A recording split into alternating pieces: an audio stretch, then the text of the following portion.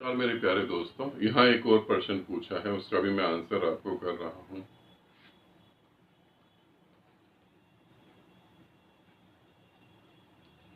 पूछा है, प्रणाम गुरुदेव।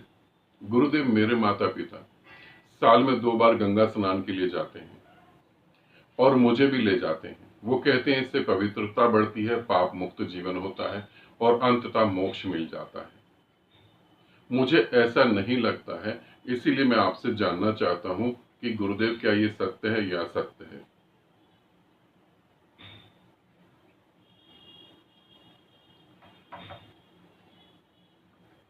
हिंदू धर्म के अंदर ऐसा माना जाता है। पहले तो मैं सत्य और असत्य की बात बताऊं, उससे पहले ही मैं आपको ये बता देता हूं कि आप मुझे किसी भी धर्म में नहीं रखें। मैं किसी भी धर्म के साथ खड़ा होना पसंद नहीं करता। मैं सत्य के साथ खड़ा होना पसंद करता हूं। जो सत्य है वो ठीक है, जो असत्य है फिर वो चाहे किसी भी धर्म से संबंध रखता हो, मुझे उसकी चिंता नहीं है। अब हम प्रश्न पे बात करते हैं। क्या ऐसा होता है कि गंगा स्नान करने से पाप मुक्त हो जाते हैं? क्या ऐसा होता है गंगा स्नान करने से मोक्ष मिलता है? मैं यहां किसी की भी आस्था को ठेस नहीं पहुंचा रहा हूं, पहले मैं समझा दूं, और ना ही किसी के धर्म के खिलाफ बोल रहा हूं। जो सत्य मेरी समझ में है मैं उसे सामने रख रहा हूं। यदि ये साधक प्रश्न नहीं पूछता तो मैं ये नहीं बोलता, क्योंकि मैंने अपने गुरु के सामने ये कहा था, जो मुझसे पूछेगा उसे तो मैं जरूर बताऊंगा। अब बात करते हैं, क्या गंगा स्नान करने से मोक्ष मिलता है? यदि गंगा स्नान करने से मोक्ष मिलता तो गंगा में जितनी मछलियां और कछुए उन्हें भी मोक्ष मिल जाता। वो तो तुमसे ज्यादा गंगा में रहते हैं। फिर उन बच्चों को भी मोक्ष मिल जाता जो गंगा के तट पर गंगा में पांव रखकर फूल बेच रहे होते हैं, मालाएं बेच रहे होते हैं 10-10 रुपए की। फिर उन्हें भी मोक्ष मिल जाता जो गंगा के तट पर बैठे हुए हैं हमेशा से, जो वहां व्यापार कर रहे हैं। क्या पाप मुक्त हो जाते हैं? नहाने से तुम्हारी चमड़ी पे फर्क पड़ता है, मन पे नहीं पड़ता। इसे ध्यान से सुन लेना।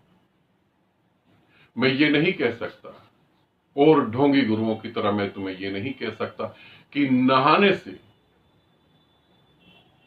कोई फर्क नहीं पड़ता है। मन साफ होना चाहिए। यदि ये बात ठीक है, मन साफ होना चाहिए, तो फिर गंगा में जाने की जरूरत नहीं। नहाने से तुम्हें एक ताजगी महसूस होती है। उस ताजगी से तुम साधना में गति कर सकते हो। मगर नहाने से तुम पाप मुक्त होते हो, तो मैं तुम्हें ये कहूंगा कि जितने भी लोगों ने गंगा में नहाया, आज गंगा की दशा बेकार हो गई। आज गंगा सबसे ज्यादा गंदी हो गई। गंदी नदियों में गंगा को भी गिना जाता है। गंगा में नहाने से कोई पाप नहीं धुलता। पाप तुम्हारी चमड़ी में नहीं है, पाप तुम्हारे मन में है। और गंगा में नहाने से कोई मोक्ष नहीं मिलता। एक फिजिकल ताजगी मिलती है कुछ समय के लिए। गंगा में नहाने से, अभी मैं ऋषिकेश और हरिद्वार गया था अपने साधकों को लेकर साधना करवाने। वहां पर मैंने जो देखा वो बड़ा गजब का था। बहुत सारे लोग मेरी बात से सहमत होंगे, बहुत सारे लोग मेरी बात से सहमत नहीं होंगे। वहां मैंने देखा 2 आदमी नहा रहे हैं, कंटिन्यू नहा रहे थे। हम भी 1-1.5 घंटा पानी में डूबे हुए थे, पानी में मस्ती कर रहे थे। अब वो भी नहा रहे थे और वो हमसे पहले से नहा रहे थे, और उनकी एज होगी 45 और 50 के आसपास। और जब मैंने उनको ध्यान से देखा तो वहां जो औरतें नहा रही थी, जिनके कपड़े गीले हो जाते थे, वो उन औरतों को ही देख रहे थे। क्या सच में गंगा में नहाने से पाप मुक्त हो गए, या पाप और बढ़ गया? काफी सारे लोग तो इसलिए भी जाते हैं। गंगा में नहाने से तुम्हारे पाप और पुण्य का कोई मतलब नहीं है। गंगा में नहाने से मोक्ष का भी कोई मतलब नहीं। ये एक अंधविश्वास है और कुछ भी नहीं। मेरी समझ से एक अंधविश्वास है। यदि नहाने से मोक्ष मिलता तो सारे हिंदू परम मुक्ति को उपलब्ध हो चुके होते हैं। सारे हिंदू परम मुक्ति को उपलब्ध, क्योंकि बहुत सारे हिंदू गंगा स्नान जरूर करते हैं, गंगा सागर जाते हैं, हरिद्वार जाते हैं, हरिद्वार जाते हैं, तो क्या उन्हें मोक्ष मिल गया? और यदि गंगा स्नान करने से मोक्ष मिल गया और तुम पाप मुक्त हो गए, तो बार बार जाने की जरूरत क्या है वहां पर? हाँ, एक बात तो मैं मानता हूं, उस नदी का पानी बड़ा पवित्र है। घर में ले आओ, 10 साल 20 साल रखो, वो सड़ता नहीं। ये कुछ बात अलग है, इसीलिए उस नदी को पवित्र कहा गया है। मगर हमने उस नदी का बेड़ा गर्क कर दिया है, इतना गंदा कर दिया उसे। और मेरे हिसाब से तो वहां पे लोगों को जाना ही नहीं देना चाहिए। जो समझदार हैं उन्हें जाना दे। वहां मैंने देखा लोग पान खा रहे हैं और उसी पानी को लेके मुंह में कुल्ला करके वहीं गंगा में डाल दिया। ये पाप मुक्त होंगे? थोड़ा समझो, ऐसा कुछ भी नहीं है।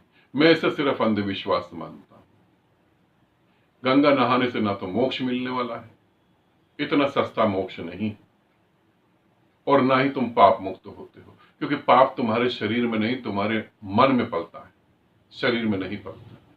और शरीर में पलता भी होगा तो अंदर होगा ना। तुम गंगा में नहाते तो ऊपर की चमड़ी धोते हो ना, अंदर की थोड़ी ना धो लेते हो। इसीलिए ऐसा कहीं कुछ भी नहीं। इस बात से मुक्त हो जाए। तुम्हारे माता पिता तुम्हें जबरदस्ती ले जाते हैं, मना करते हो उन्हें, नहीं जाए, जरूरत ही नहीं है नहीं जाने की। हिंदू धर्म के अंदर इतनी प्योरिटी में सत्य रखा हुआ है, इतनी प्योरिटी में मैं तुम्हें बता नहीं सकता। ऐसे ऐसे सत्य रखे हुए, ऐसी ऐसी निराकार के बारे में बातें हैं, ऐसे ऐसे शब्द हैं, मगर तुम वहां तक पहुंच ही नहीं पाते हो। सिर्फ इन ढोंग के कारण, इन दिखावे के कारण वहां तक पहुंच ही नहीं पाते। मैं तुम्हें कहूंगा, ऐसा नहीं हिंदू धर्म में कुछ भी नहीं है, खोखला है, बेकार है, ढोंगी है, ऐसा नहीं। इन ढोंगियों से बचो। हीरे ज्वारात पड़े हैं, मगर इन ढोंगियों से बच पाओगे तभी तुम वहां पहुंच पाओगे। इसे समझना, वरना तो सभी वहां के लोग मुक्त हो जाते। कोई भी मुक्त नहीं हुआ, बल्कि उनकी निगाह तो तुम्हारी जेब पे होती है, कितना पैसा तुमसे ऐंठ लिया जाए। वहां भिखारी भी बड़े चालाक होते हैं, कहते खाना खिला दो। एक बार मैं गया तो मैंने देखा, वो कहने लगे हमें खाना खिला दो। मैंने कहा खा लो, क्योंकि मैं भीख देने के पक्ष में बिल्कुल नहीं हूं। जो भीख देने के पक्ष में है वो उनको और संख्या को बढ़ा देते हैं। मैंने कहा खा लो, उन्होंने कहा खिलाओ। मैंने कहा मैं क्यों खिलाऊं? और मैं खड़ा हुआ था, किसी के इंतजार कर रहा था। इतने में 2-3 परिवार आए इकट्ठे, उन्होंने किसी का संस्कार करा था, अस्थियां लेकर आए थे। तो उन्होंने कहा, उन भिखारियों ने कहा हमें खाना खिला दो। उन्होंने कहा हाँ हम खिलाते हैं। और उन्होंने होटल वाले से बात करी, होटल ने कहा कि इतने पैसे का एक प्लेट है, ये दे दो, ये खा लेंगे। अब उतने पैसे का वो प्लेट दिया और लेकर बैठ गए सभी भिखारी। और थोड़ी देर बाद मैंने देखा कि वही उसी होटल को वापस भेज दिया उन्होंने, और उनसे आधे पैसे ले लिए। जो समझो 50 रुपए की प्लेट है, वहीं से थोड़ी देर बाद वो सारी प्लेट वापस से ली गई। 25 रुपए उनसे होटल वाले से ले लिए। होटल वाला भी खुश, भिखारी भी खुश। और मेरा एक्सपायर हो गया, जो मेरा प्रियजन एक्सपायर हो गया, भिखारियों को खिलाने से उसको पुण्य मिलेगा, वो भी खुश हो गया, उसको भी पुण्य मिल गया होगा। अंधविश्वास से बचो, ठीक है? और उन हीरे ज्वारात तक पहुंचो जहां सच में परमात्मा रखा हुआ, वो ढूंढो। इन कथावाचकों से और इन ढोंगियों से बचो। ऐसा कहीं कुछ नहीं हो रहा, कोई मोक्ष वोक्ष नहीं मिलता है, ठीक है? आनंदित रहो, सदा खुश रहो। बहुत बहुत प्रेम आप सभी।